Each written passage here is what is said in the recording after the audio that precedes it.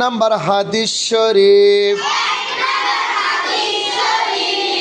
আখলিস দীনাকা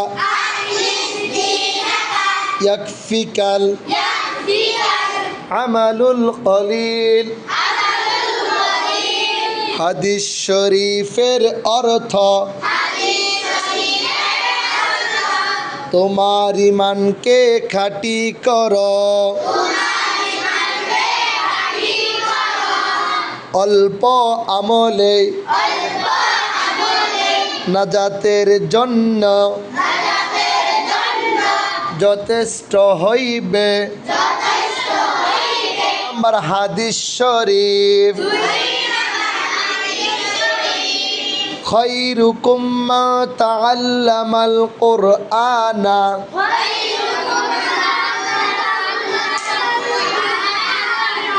ওয়া আল্লামা। হাদিস শরীফের অর্থ তোমাদের মধ্যে সর্ব উত্তম ওই ব্যক্তি যিনি কোরআন মাজিদ শিক্ষা করেন এবং অপরকে শিক্ষা দেন।